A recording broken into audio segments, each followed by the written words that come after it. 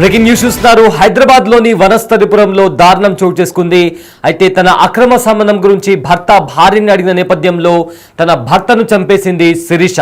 అయితే ఫస్ట్ తనని చంపేసిన తర్వాత దాన్ని ప్రమాదకరంగా చిత్రీకరించి ఆత్మహత్య చేసుకున్నాడని చెప్పడానికి ట్రై చేసింది. కానీ బంధువులకు డౌట్ రావడంతో అసలు విషయం బయటకు వచ్చింది.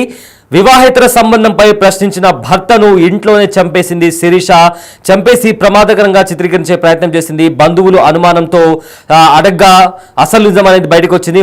వనసలిపురంలో నివాసం ఉంటున్న లారీ డ్రైవర్ కిషన్ నాయక్ భార్య చనిపోవడంతో 8 years బ్యాక్ శిరీషని పెళ్లి చేసుకున్నాడు.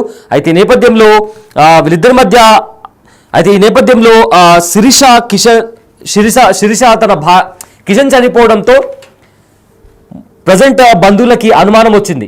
చనిపోయాడా లేదా చంపేశారనే అనుమానం రావడంతో శిరీషను గట్టిగా ప్రశ్నించడంతో తానే చంపేసినట్టు కూడా అంగీకరించింది. అయితే మొత్తం మీద నాయక్ తన భార్య చనిపోయిన తర్వాత 7 ఏళ్ల కిందట శిరీషను పెళ్లి చేసుకున్నాడు. వలిగొండ మండలం గోకారం గ్రామానికి చెందిన శిరీష కులాంతర వివాహం చేసుకున్న కిషన్ నాయక్. అయితే కిషన్ శిరీషాలకు 2 పిల్లలున్నారు. కొంతకాలంగా శిరీష ప్రవర్తనపై నాయక్కు అనుమానం వచ్చింది. తరచూ ఇద్దరి మధ్య గొడవలు వస్తున్నాయి. అయితే కొద్ది రోజులుగా శిరీషకు దూరంగా ఉంటున్నాడు కిషన్. ఇంటికి రమ్మని పిలిచి చున్నీతో ఊరేసి చంపేసింది. అయితే కిషన్ను హత్య చేసిన శిరీష దాన్ని ప్రమాదంగా చిత్రీకరించడానికి ట్రై చేసింది. కానీ నాయక్ తొలి భార్య, పిల్లలు, బంధువుల ఫిర్యాదుతో శిరీషను పోలీసులు విచారించారు. దీంతో దర్యాప్తులో హత్య చేసినట్టు కూడా శిరీష ఒప్పుకుంది. అయితే ఇదే అంశానికి సంబంధించిన మరింత సమాచారం మా ప్రతినిధి గౌతమి అందిస్తారు. గౌతమి, వనస్థలిపురంలో ఒక దారుణం చోటు చేసుకుంది. వివాహేతర సంబంధంపై ప్రశ్నించిన భర్తను భార్య ఇంట్లోనే చంపేసింది. ఈ అంశానికి సంబంధించిన అప్డేట్స్ ఏంటి? పోలీసులు ఏమంటున్నారు? ఇంతకీ శిరీష ఎందుకు చంపాల్సి వచ్చింది? వనస్థలిపురంలోని భార్య భర్తని అతి కిరాతకంగా చంపడం కూడా జరిగింది. ప్రధానమైన కారణం అక్రమ సంబంధమే అనేది ఇక్కడ మనకి క్లియర్ గా కనిపిస్తుంది. ఈ మధ్య కాలంలో మనం చూస్తూ ఉన్నాము. భార్యలు భర్తల్ని కావచ్చు, లేకపోతే భర్తలు భార్యల్ని కావచ్చు, ఈ యొక్క అంశం పైన గొడవలు పడడం కావచ్చు, లేకపోతే వాళ్ళ యొక్క రిలేషన్షిప్ లోని డిస్టర్బెన్స్ రావడం, లేకపోతే ఎలా అయినా సరే అది తొలగించాలి అని చెప్పి చంపేస్తున్న పరిస్థితులు మనం చూస్తూ ఉన్నాము. ఈ నేపథ్యంలోనే ఇక్కడ వనస్థలిపురంలో కూడా భర్తకి భార్య పైన అనుమానం రావడంతో, అలాగే పదే పదే తనకి సంబంధం ఎవరితో ఉందో తనతోని దూరంగా ఉండమని మందలించడం కావచ్చు. ఇంకొకసారి ఇలాంటిది ఏమైనా కానీ జరిగితే కఠిన చర్యలు ఉంటాయి అని చెప్పి భర్త పరమానుసార్లు మందలించడంతో ఈ విధంగా అయితే కాదు అని చెప్పి భర్తని ఎలాగైనా సరే భర్త అడ్డు తొలగించుకోవాలి అని చెప్పి భార్య అయితే ప్రయత్నించినట్టు కూడా తెలుస్తుంది. అంటే ముఖ్యంగా ఇక్కడ చూసుకుంటే వీళ్ళిద్దరూ కూడా కులాంతర వివాహం చేసుకున్నారు. అంటే నాయక్ మొదటి భార్య చనిపోయిన తర్వాత పెద్దల్ని ఒప్పించి కులాంతర వివాహం అయితే ఇద్దరు కూడా చేసుకోవడం జరిగింది. మరి అయితే ఇద్దరు ఇష్టపడి ప్రేమించి పెళ్లి చేసుకున్న వ్యక్తులుగా ఇక్కడ మనకి క్లియర్ గా కనిపిస్తుంది. 8 ఏళ్ల తర్వాత అంటే భార్య పైన అనుమానం రావడం కావచ్చు, దాని తర్వాత మందలించడం కావచ్చు, ఇటుకొచ్చే భర్తకి తెలిసిపోయింది కాబట్టి తర్వాత చేసేది ఏమీ లేదు, లేకపోతే ప్రియుడితో ఉండొచ్చు అనుకుందో ఏమో గానీ భర్తని ఇంటికి పిలిపించడం కూడా జరిగింది. అయితే పిలిపించే ముందే గత కొన్ని రోజులుగా వీళ్ళిద్దరి మధ్య ఇటువంటి కలహాలు జరగడంతో ఇద్దరు కూడా దూరంగా ఉంటున్నట్టు కూడా తెలుస్తోంది. మరి వీళ్ళిద్దరూ కూడా అసలు ఎందుకు ఘర్షణ పడ్డారు, అసలు శిరీష ఎందుకు ఇంటికి పిలిచింది నాయక్ ని,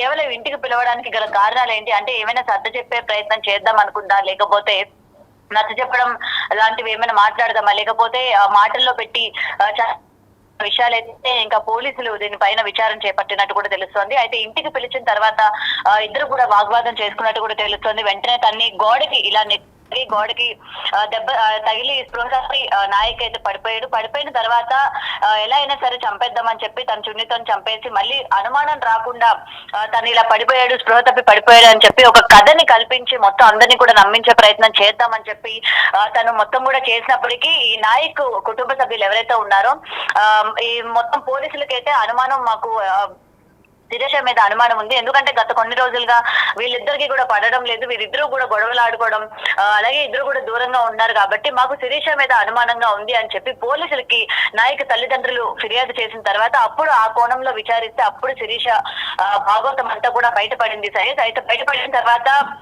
అసలు ఎందుకు చేసింది, ఏంటి, తన్ని చంపిందా అని చెప్పి పోలీసులు విచారించిన తర్వాత శిరీష నిజం ఒప్పుకున్నట్టు కూడా తెలుస్తోంది.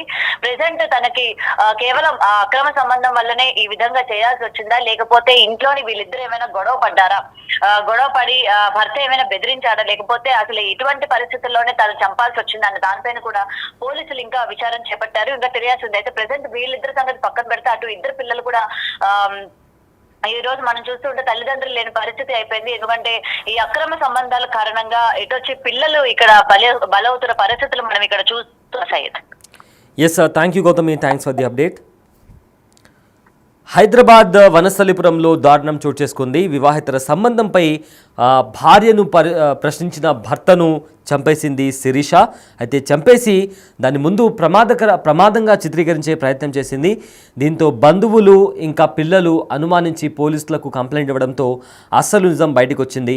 వనస్థలిపురంలో నివాసం ఉంటున్న లారీ డ్రైవర్ కిషన్ నాయక్ తన మొదటి భార్య చనిపోయిన తర్వాత శిరీష అనే అమ్మాయిని 8 ఏళ్ల కిందట పెళ్లి చేసుకున్నాడు. అయితే వలిగొండ మండలం గోకారం గ్రామానికి చెందిన శిరీషను కులాంతర వివాహం చేసుకున్నాడు కిషన్ నాయక్. అయితే కిషన్ శిరీషలకు 2 పిల్లలు కూడా ఉన్నారు. కొంతకాలంగా శిరీష ప్రవర్తనపై నాయక్కు అనుమానం వచ్చింది. అయితే కంటిన్యూస్గా ఇద్దరి మధ్య గొడవలు కూడా అవుతూ ఉండేవి. కొద్ది రోజులుగా నాయక్ శిరీషకు దూరంగా కూడా ఉంటున్నాడు. అయితే ఒకరోజు ఇంటికి రమ్మని శిరీష పిలిపించి చున్నీతో ఊరేసింది. అయితే కిషన్ను హత్య చేసిన శిరీష దాన్ని ప్రమాదవస్తు పడిపోయాడని కూడా నమ్మించింది. గోడకు తగిలి కింద పడిపోయాడు, అందుకే చనిపోయి ఉంటాడని కూడా తన బంధువులకు అదేవిధంగా పిల్లలకు చెప్పి నమ్మించడానికి ప్రయత్నించింది. కానీ నాయక్ తొలి భార్య, పిల్లలు అదేవిధంగా బంధువులు కూడా పోలీసులకు ఫిర్యాదు చేయడంతో శిరీషను పోలీసులు విచారించారు. ఆ తర్వాత దర్యాప్తులో శిరీష ఈ హత్య తానే చేసినట్లు కూడా ఒప్పుకుంది. దీంతో పోలీసులు కేసు ఫైల్ చేసి తనని అరెస్ట్ చేయడం జరిగింది.